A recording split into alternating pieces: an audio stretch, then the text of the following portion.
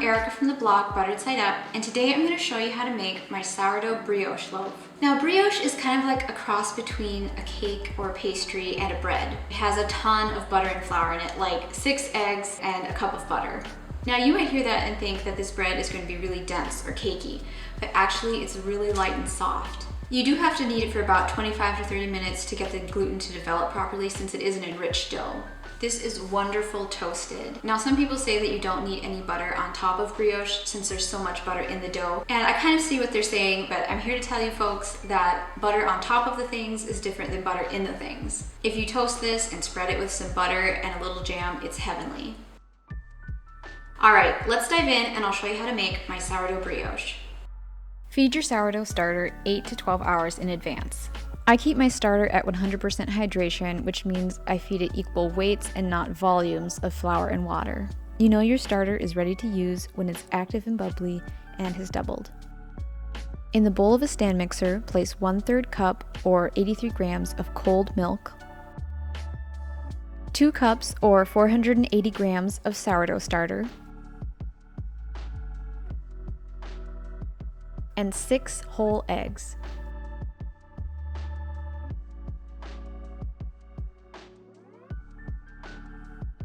On top of that, add 4 cups or 565 grams of organic all-purpose flour and 2 tablespoons or 20 grams of organic cane sugar. Knead on medium-low with the dough hook for 5 minutes.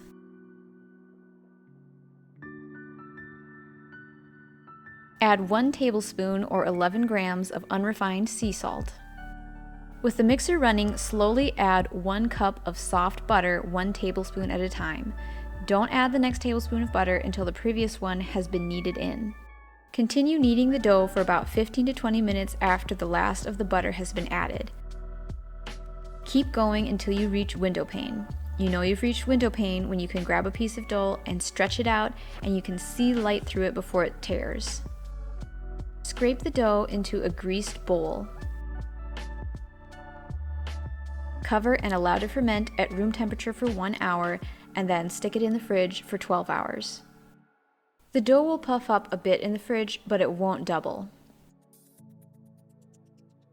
Divide the dough into 2 equal pieces. You can weigh the dough if you want to make sure that they're really even. First of all, I'm going to show you how to make a braided loaf. Take half of the dough and divide it into 3 equal pieces.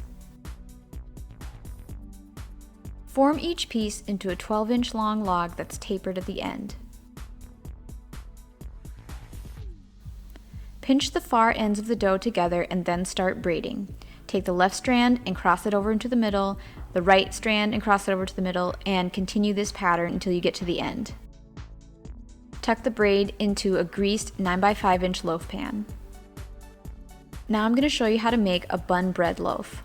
Take the other half of the dough and divide that into 6 equal pieces. Form each piece of dough into a ball by pinching the ends together, then flipping it over and rolling it across the counter to create surface tension. Stagger the balls in a greased loaf pan. This creates a neat, almost braided look. Cover the loaves with a tea towel and allow to ferment at room temperature until they puff up over the edges of the pan. This can take anywhere from 2 to 8 hours depending on how warm your kitchen is. To get that dark, shiny crust, you can brush the loaves with an egg mixed with 1 tablespoon of water. Bake in a 375-degree oven for 35 to 40 minutes or until the loaves are deep golden brown and register 190 to 195 degrees in the center. Look at the difference between the loaf with the egg wash versus the one without. You can also brush the hot loaf with simple syrup to get that nice shiny crust. I think a vanilla simple syrup is really lovely.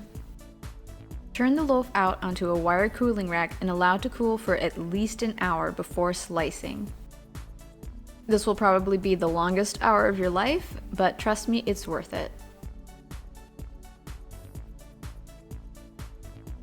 So that's how to make my sourdough brioche. If you enjoyed this video, please give it a thumbs up and consider subscribing for more recipe videos. Thanks so much for watching. See you next time. That is wonderful. It has, because you do have to knead it for about 25 to 30 minutes to get the